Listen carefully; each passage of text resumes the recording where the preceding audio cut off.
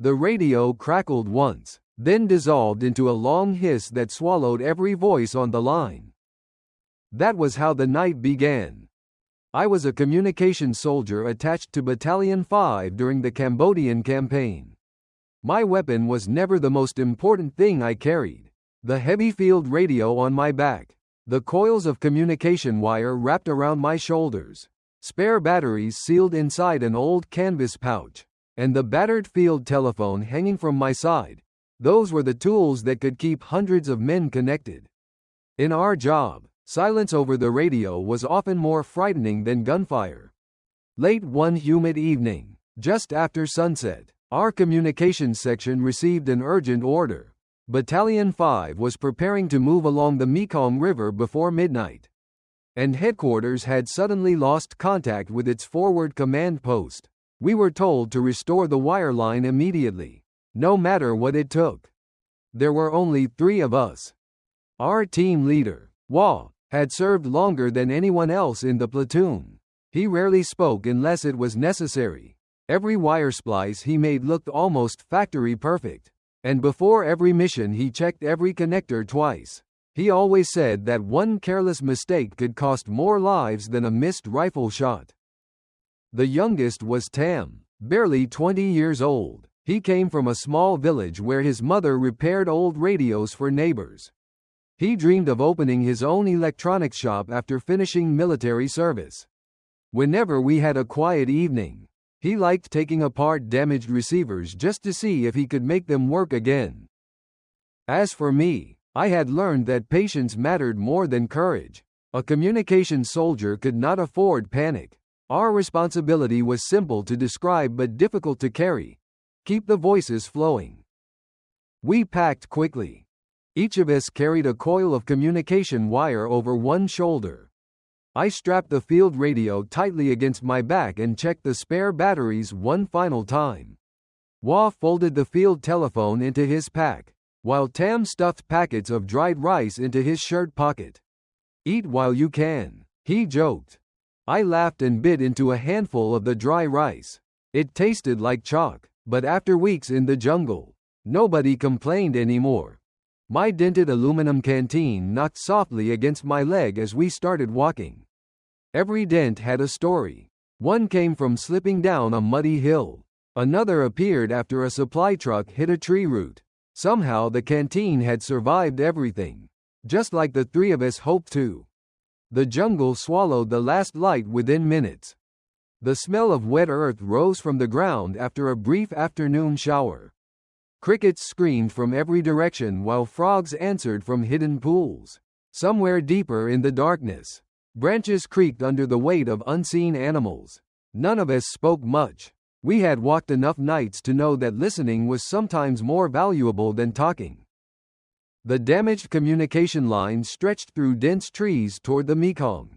We followed it carefully, checking each section with our flashlights covered by cloth so only a thin beam escaped. Every few hundred yards, Wah stopped to inspect another connection while I monitored the signal through the field telephone. For nearly 2 hours, everything seemed routine. Then the signal weakened. At first, voices became faint and broken. Headquarters sounded as though they were speaking from underwater. I adjusted the field radio, replaced one battery, and checked every connection we had repaired. Nothing changed. Another burst of static filled my headset. Wah frowned without saying a word. Tam quietly unwound another length of wire, hoping additional slack would solve the problem. Instead, the noise grew worse.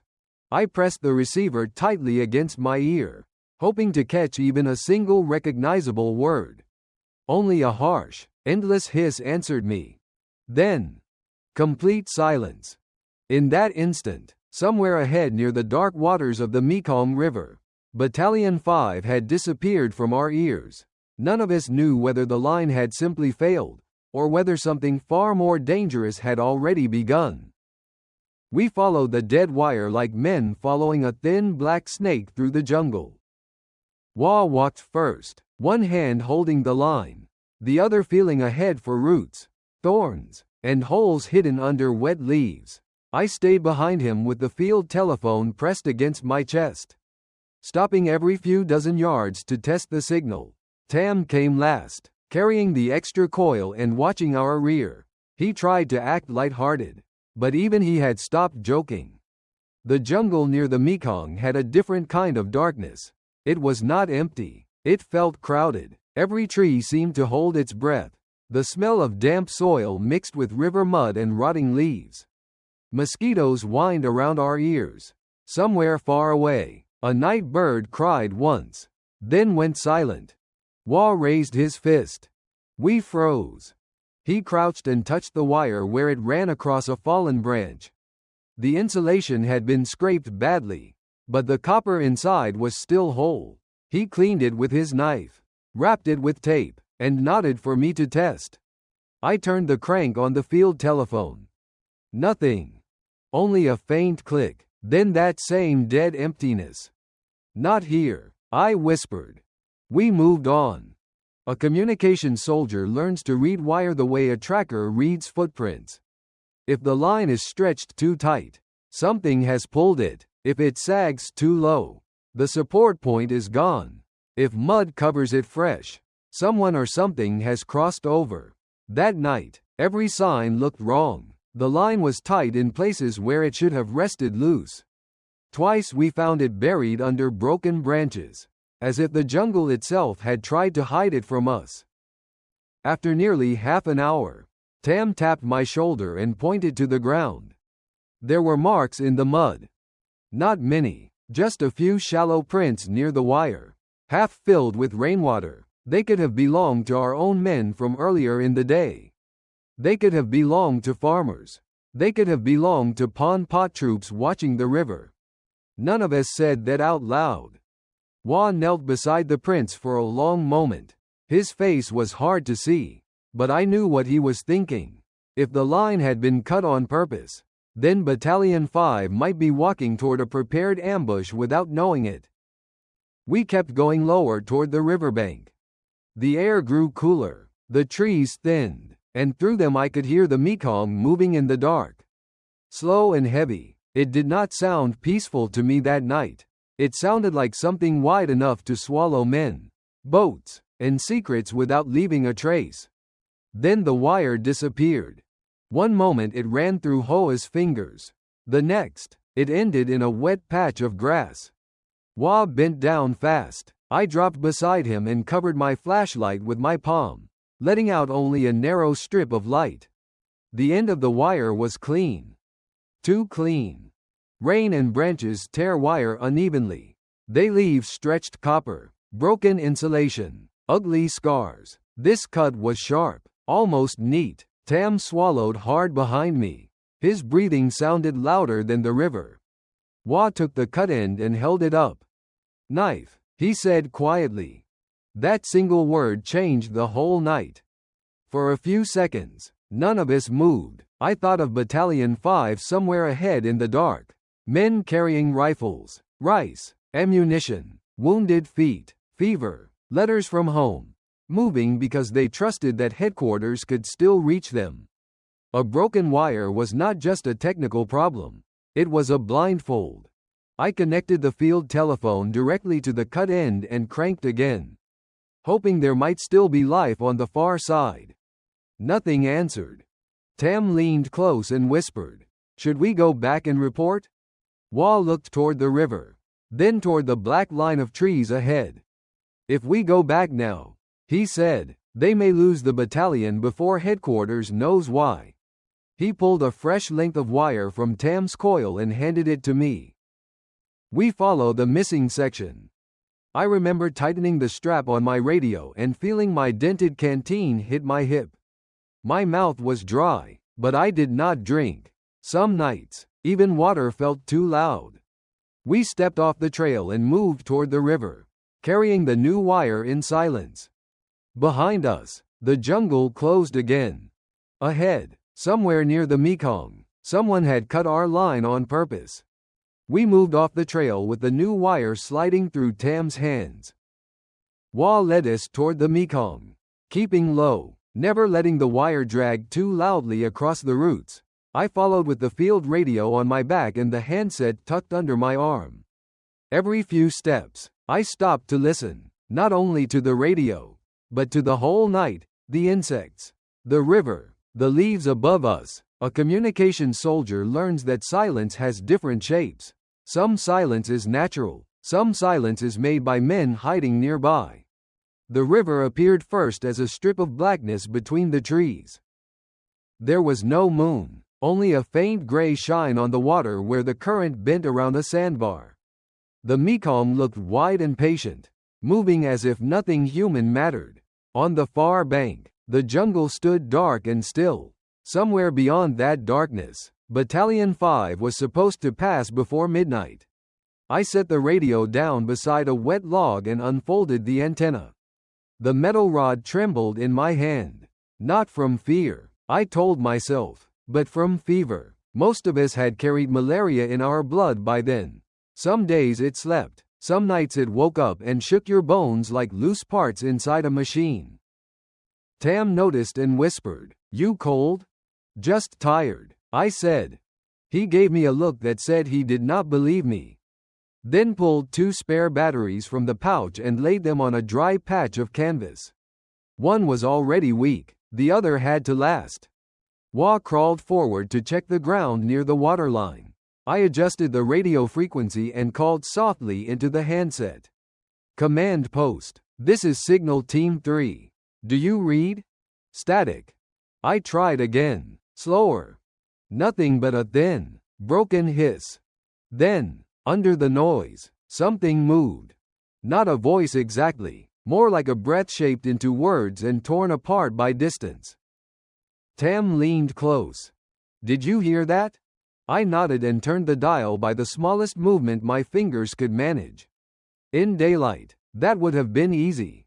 In the dark, with sweat running down my neck and mosquitoes biting my eyelids, it felt like threading a needle inside a storm. A few words broke through. 5, river, wait. Then the signal vanished. Wah came back on his elbows, his sleeves black with mud. "There are boat marks," he whispered, "fresh ones." I looked toward the water. At first I heard only the current. Then, very faintly, there came a sound that did not belong to the river. A soft dip, a pause, another dip, a paddle. All 3 of us froze. The sound came from somewhere downstream, hidden by reeds and darkness. Whoever was out there was moving slowly, carefully, not like fishermen heading home. No lantern, no talking, just the soft pull of wood through black water. Tam's face lost its color. "If they are waiting for Battalion 5, he started. Wah cut him off with a raised hand. We did not need the sentence finished. The Pon Pot troops knew the river crossings. They knew where men became crowded, where units slowed down, where radios failed under trees and rain. If they had cut our wire and moved boats into the reeds, then this was not a broken line anymore. It was a trap closing in the dark. I tried the radio again. The static came back harder this time, loud enough that I lowered the volume and pressed the headset tight. "Command post. This is Signal Team 3. Possible enemy movement near river crossing. Repeat. Possible enemy movement." The answer came in fragments. "Say again." "Signal weak. Battalion 5. Then rain began. It did not build slowly. It fell all at once, heavy and warm, hammering leaves, mud, our helmets, the radio casing. The river disappeared behind a silver curtain. Tam threw the canvas over the batteries while I bent over the set, trying to keep water out of the contacts. The signal broke apart. Wah grabbed my shoulder and pointed to a small rise behind us. "Higher ground, now." We dragged the radio, the wire, the field telephone, and ourselves up the muddy slope. Twice I slipped. Once the radio strap nearly choked me as it caught on a root. Tam pulled me free without a word.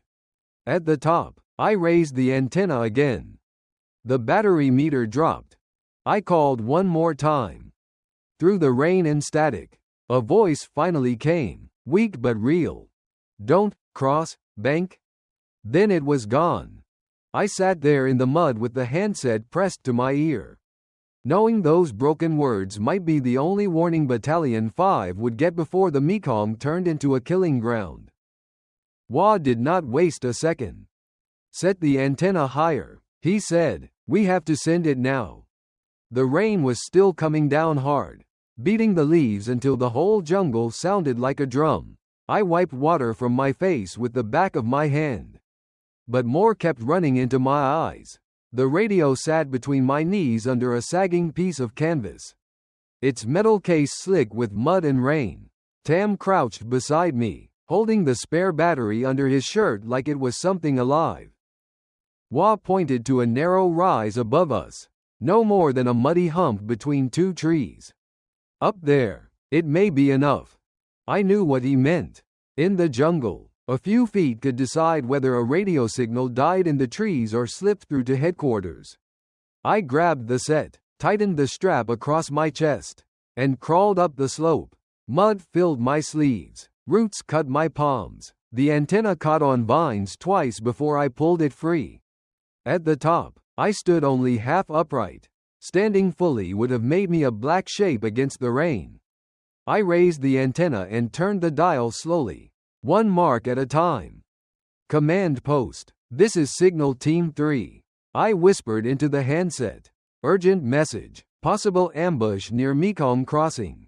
Battalion 5 must halt or change route. Do you read? Static answered first. Then a broken voice came through. Signal 3. Repeat. My heart jumped so hard I almost shouted. I forced myself to speak clearly, exactly the way we had been trained. Wireline cut by knife. Fresh boat signs near river. Enemy movement suspected downstream. Recommend Battalion 5 change direction immediately. Repeat. Change direction immediately. Tam climbed up beside me and connected the spare battery with shaking hands. He was young, but in moments like that he became steady. His fingers worked carefully, even while water ran down his face. Wah stayed lower, listening to the field telephone, hoping the repaired section of line might come alive again. Every few seconds he looked toward the river, then back at me. The answer from headquarters came in pieces. Message received. Stand by. Confirm Battalion 5 location. I gave them the last position we knew. I repeated the river bend, the sandbar, the broken wire, the paddle sounds. I did not add fear. Fear had no place in a message. A communication soldier had to send facts, not feelings. Then, for a few precious minutes, the signal cleared. I heard headquarters call forward elements of Battalion 5. I heard code words passed, then repeated. I heard an order go out for the lead companies to slow movement and shift away from the original crossing point. They were to use a higher trail along the tree line and wait for further instructions. I remember closing my eyes for half a second. Not from relief, not yet. In war, a message sent was not always a message received. Rain could eat it, static could twist it, a tired radio operator could miss one word, and one missing word could send men into the wrong place. Did they get it? Tam asked. I kept listening. The radio popped and hissed. Then a voice from Battalion 5 broke through, faint but clear enough. Changing direction, moving left of river trail. Wah looked up at me through the rain. For the first time that night, his face softened. But only for a moment. A sudden burst of gunfire cracked from the riverbank below us. Then another. Tracers cut through the rain like red needles. Somewhere near the old crossing point, the darkness exploded with shouting and return fire. Tam dropped flat beside me. Wah shouted from below, "Keep the radio open." I pressed the handset harder to my ear and called again, my voice low but steady. Battalion 5, this is Signal 3. Stay off the riverbank. Repeat, stay off the riverbank. The rain kept falling, the Mekong kept moving, and in that terrible noise, I understood that our warning had reached them just in time, but the night was far from over. The first shots sounded far away, but distance lies at night.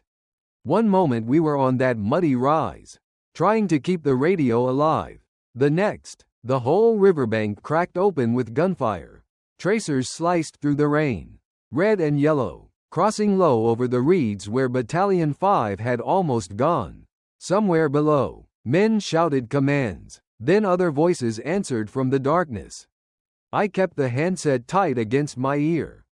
Battalion 5, this is Signal 3. Stay left of the river trail. Do not move down to the bank. Repeat, do not move down to the bank. The reply came broken. Under fire, lead company changing direction. Wah crawled up beside me with the field telephone pressed to his chest. His face was pale, but his eyes were steady. The wire is still dead, he said. Radio is all we have. That sentence made my stomach tighten. A radio signal in rain and jungle was never something you could fully trust. It came and went like a match flame in the wind. The wire line was supposed to be our backbone. Without it, every order, every warning, every report had to pass through that weak radio set sitting in the mud between my knees. Tam lay beside the battery, shielding the contacts with his hands. He was shaking now, not from fear alone. Fever had caught him too. His lips were gray, but when I looked at him, he gave a small nod.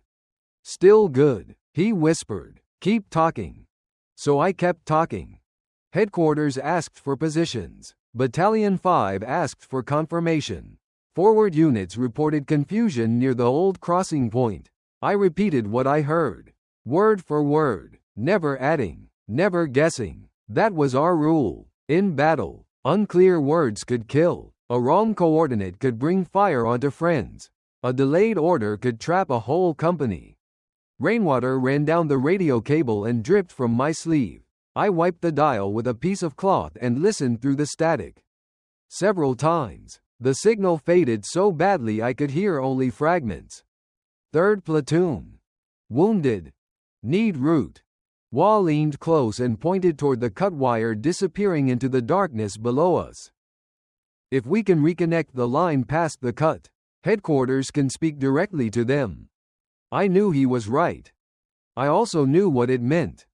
Someone would have to go back down toward the riverbank, where the wire had been cut and the shooting was now heaviest. The radio was barely holding.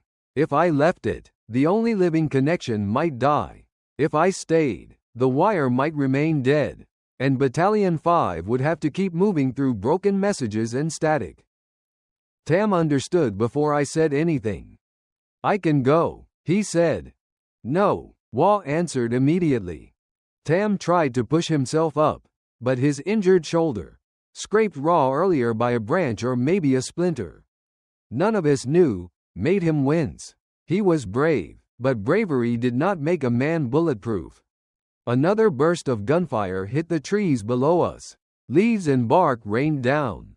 I pressed my body flat, still holding the handset. Signal 3. Headquarters called. Maintain contact. Do not lose Battalion 5. Those words settled over me heavier than the radio itself. Maintain contact.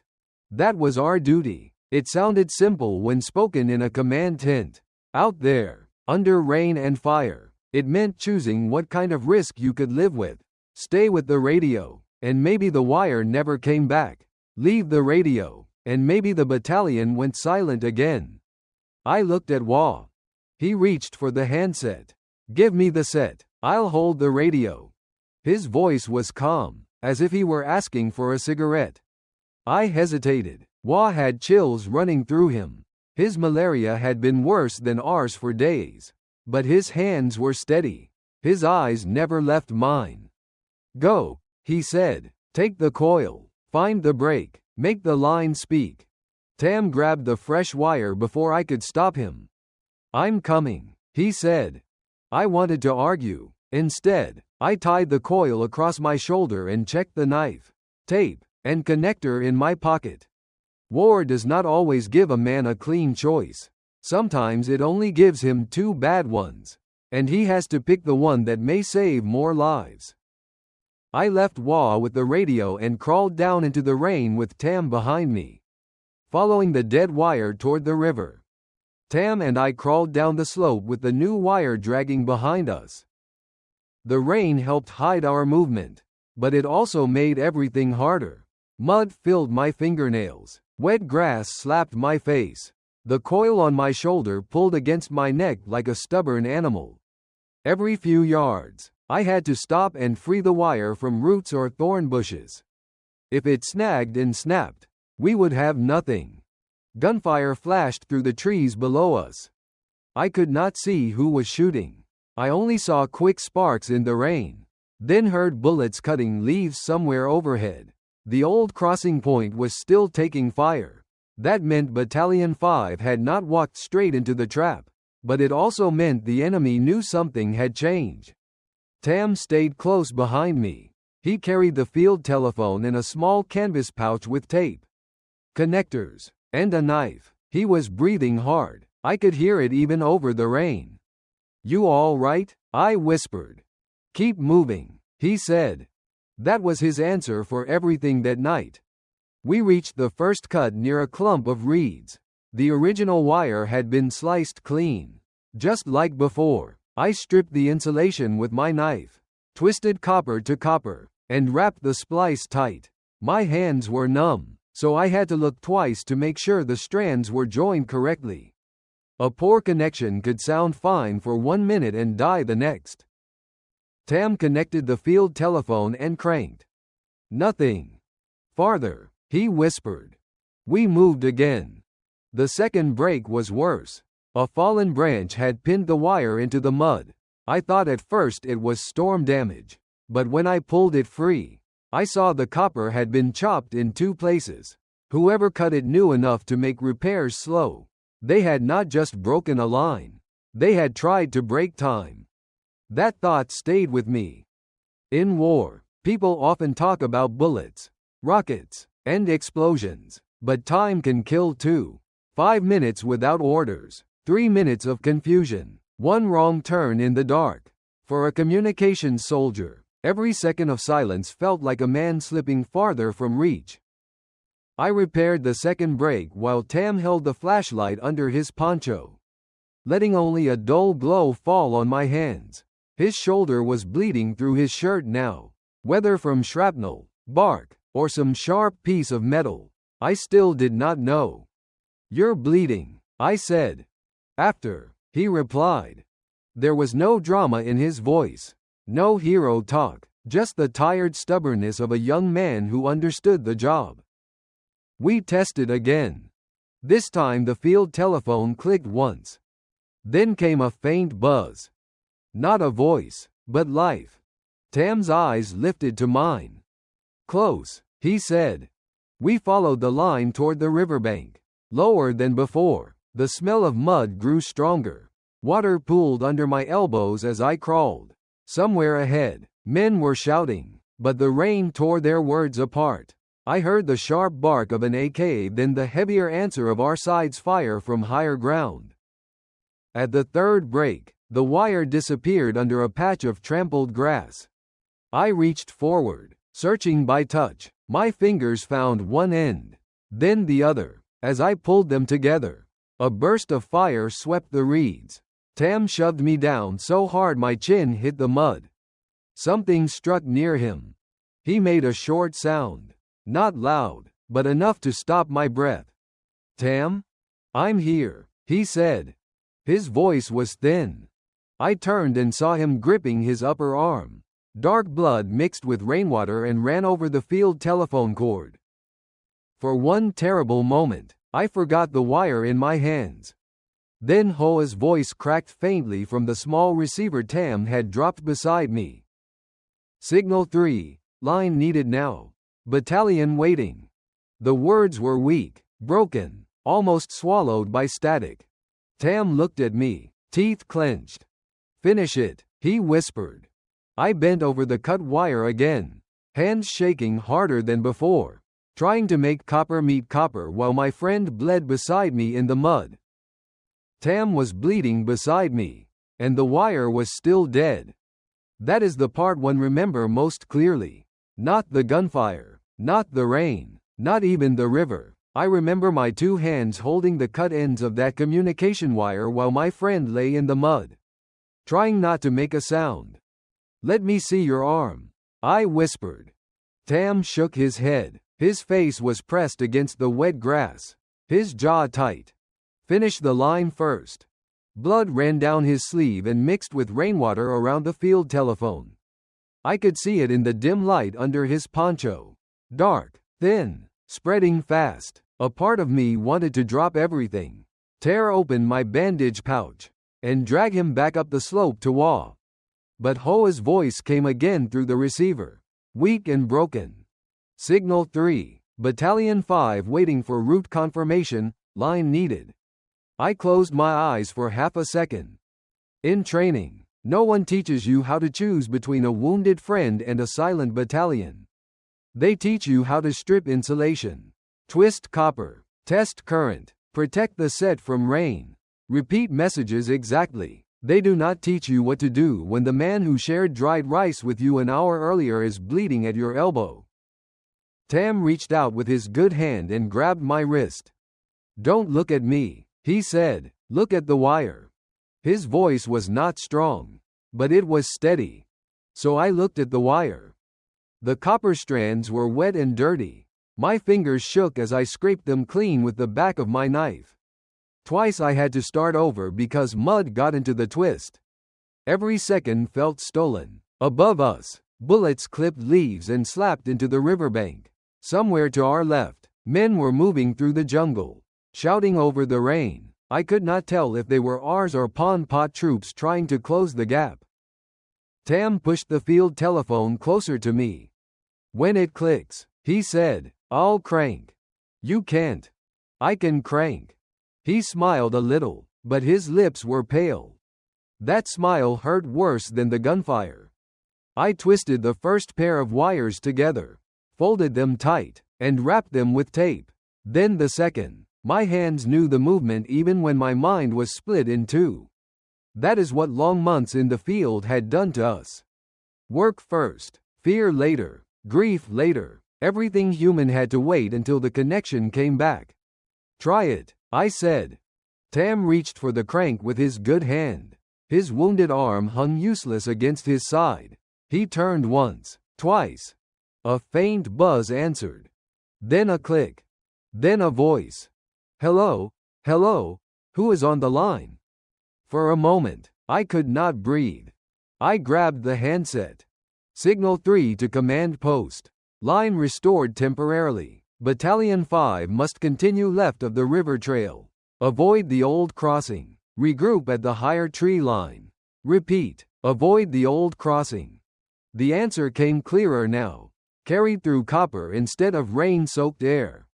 "Message received. Hold the line. Do not disconnect. Hold the line." Those words sounded simple. They were not. The splice was weak. The wire was stretched across muddy ground with no proper support. If I moved Tam carelessly, we might break it again. If I stayed, he might lose more blood. I looked at him, and he understood the choice before I spoke. He pulled the wire against his chest with his good hand. "I'll hold it," he whispered. "You send." "No." He tightened his grip. "You send." There was no anger in his voice, only trust. That made it harder. I pressed the handset to my ear and kept relaying messages. Headquarters spoke. Battalion 5 answered. Orders moved down the line. One after another, men shifted away from the river. Units that might have walked into the kill zone began turning through the trees. And beside me, Tam lay still in the mud, holding that fragile wire as if he were holding the lives of the whole battalion in his hand. Maybe he was. That night, I learned that courage was not always loud. Sometimes it was a wounded young man whispering, "I'll hold it," while the rest of us borrowed a few more minutes from death. Once the line came back, the night changed. Before that, everything had been guessing. Voices broken by rain. Orders swallowed by static. Men moving through darkness with only half a picture. But through the field telephone, the words became sharper. Not perfect, Never perfect in a jungle storm, but clear enough for men to live by.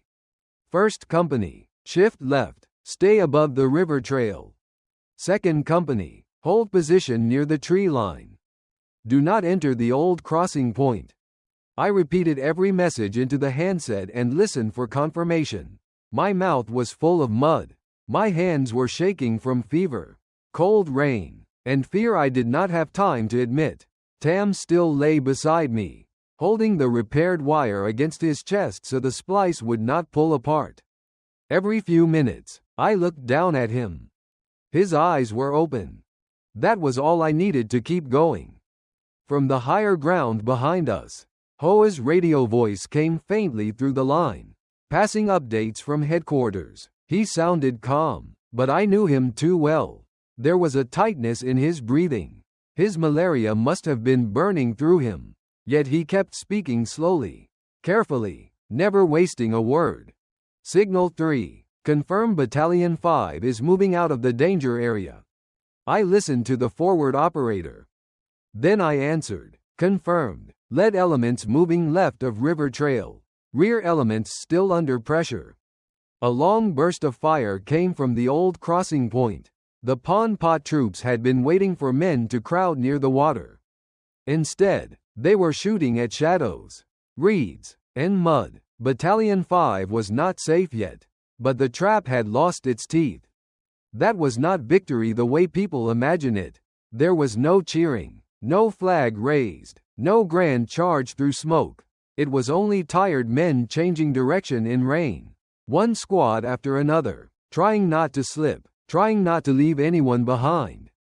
And it was a thin wire in the mud holding the whole movement together. Reports came in one by one. A platoon had reached the higher trail. A machine gun team was covering the withdrawal. A medic was carrying wounded away from the riverbank. Ammunition was low in one section. Another section needed a guide through the brush. Each report went up the line. Each order came back down. I became less like a man and more like part of the equipment. Hear, repeat, confirm, correct, repeat again. At one point, a unit reported they could not see the trail marker. Headquarters sent instructions through us. Move toward the large fallen tree. Then angle west until the ground rises. I passed it along exactly. A few minutes later, the reply came. Trail found. 2 words. I still remember them. Those 2 words meant men were no longer walking blind. Tam's grip on the wire weakened. I pulled the splice toward myself and pressed it into the mud with my knee. Stay with me, I told him. He gave a small nod. Did they get out? Most of them, I said. They're moving. He closed his eyes, but his hand stayed on the wire. Near dawn, the gunfire began to thin. Not stop, but thin. There is a difference. The hard cracks along the river turned into scattered shots. The shouting became farther away. Battalion 5 had pulled out of the kill zone and regrouped along the higher tree line. The old crossing point, where the ambush had waited, was behind them now. Only then did I feel how tired I was. My arms ached, my throat burned, my uniform was soaked through, heavy with river mud and rainwater. I wanted to lie down beside Tam and sleep for a year. But Wah called again. Signal 3, report status. I answered, line still holding, Battalion 5 clear of main ambush. There was a pause. Then Wah said, very softly, good. A few minutes later, when I finally looked up toward the slope, I saw him slumped beside the radio set, one hand still resting on the handset. The line had held. Battalion 5 had escaped. But the night had taken something from each of us, and none of us knew yet how much. Dawn came slowly over the Mekong, gray and tired. It did not feel like morning. It felt like the night had simply run out of strength. The rain softened into mist, and the jungle began to show itself in pieces, wet trunks, torn leaves, trampled grass, muddy footprints filling with brown water. Smoke hung low near the old crossing point. The river moved on as if nothing had happened. Battalion 5 was clear of the main ambush by then. We heard it through the line first, then confirmed it by radio when Wah managed to raise the set one more time. The companies had regrouped along the higher tree line. They had wounded men, exhausted men, men missing gear and ammunition. But they were no longer trapped against the river. No one cheered. That is something people far from war sometimes misunderstand. Survival does not always bring joy right away. Sometimes it only leaves silence. Men sit down wherever they can. They check who is still breathing. They look at their hands. They drink the last warm mouthful from a dented canteen and realize they have been afraid for so long they no longer know how to stop. I tied a field bandage around Tam's arm as tightly as I dared. He was pale, but he managed to complain that I was wrapping it like a fishing net. "That means you're alive," I told him. He smiled with his eyes closed. Wah came down from the slope after sunrise. He carried the radio set himself, though he could barely stand straight. His face had the yellow-gray color of fever, and his lips trembled even when he was not speaking. Malaria had him hard. Still, the first thing he asked was not about himself. "The line? Still holding," I said. He nodded once. Only then did he sit down. For a while, the three of us said nothing. We shared what was left of Tam's dried rice. It had turned soft from the rain and tasted of canvas and mud. But we ate it anyway. Around us, other soldiers moved through the trees, gathering equipment, helping the wounded, marking places where the ground was unsafe. Somewhere nearby, a medic called for more bandages. Farther away, a man was crying quietly. Nobody told him to stop. When the order came to recover the communication line, I wanted to curse. But Wah stood first. "Wire is equipment," he said, "and equipment keeps men alive." So we went back along the route we had crawled through during the night. Step by step, we collected the wire from reeds, roots, branches, and mud. Some sections could be reused. Some were too damaged. I cut away the ruined parts and coiled what remained over my shoulder. At the third splice, where Tam had bled beside me, I stopped. The tape was blackened and muddy. The copper inside had held just long enough. Not beautifully, not the way Wah would have done it, but it had held. Tam reached down with his good hand and picked up a short burned piece of wire lying nearby. It must have been hit by a spark or hot fragment during the firing. He wiped it on his sleeve and slipped it into his pack. "What do you want that for?" I asked. He looked toward the river. "To remember that wires can bleed too," he said. I did not answer. At 20 years old, he had said something I would carry for the rest of my life. By full morning, the Mekong looked almost peaceful again. Birds called from the trees. Sunlight touched the water in thin strips. If a stranger had passed by then, he might not have known that only hours earlier, men had crawled through mud, fire, and rain trying to keep one thin line alive. But we knew. And when I lifted the last coil onto my shoulder, heavy with water and mud, I understood that war does not only take lives in great explosions. Sometimes it takes youth one night at a time, through fever, fear, silence, and the weight of a wire that must not break. Many years have passed since that night on the Mekong, but some sounds still find me. A radio hiss in an old repair shop, rain striking a tin roof, the low hum of river water under a bridge. When I hear those things, I am no longer an old man sitting in my house. I am back in the mud with a field telephone in my hand, listening for Battalion 5 through static, fever, and fear. After the campaign, the three of us went different ways. Wah never fully recovered. Malaria kept coming back, and so did the cough he carried home from the jungle. He returned to his province, worked quietly, raised children, and never talked much about the war. That was his way. When I visited him years later, he still checked every electrical cord in his house before plugging anything in. Careful hands, careful eyes, the same Wah. He died before he was old enough to be called old. Tam lived. He went back to his village and did exactly what he had once told us he would do. He opened a small radio repair shop near the market. The sign was hand-painted and crooked. Inside, the shelves were filled with broken radios, cracked speakers, wires, batteries, and little jars of screws. Every time I visited, he would laugh and say, "See, I told you I would fix radios." But his left arm never worked the same. In the cold season, the old wound stiffened. Sometimes, while repairing a set, his fingers would stop for a moment as if remembering the mud before the rest of him did. We never spoke loudly about that night. We did not need to. Some memories sit between men like another person at the table. You pour tea, you talk about weather, crops, grandchildren, but the memory stays there, quiet and breathing.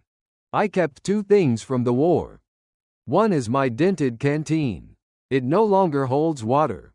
The cap is loose, and the metal smells old no matter how many times I clean it. The other is a short piece of communication wire, burned at one end and wrapped in blackened tape. Tam gave it to me the last time we met before his health grew weak. "You keep this," he said. "You were the one who made it speak."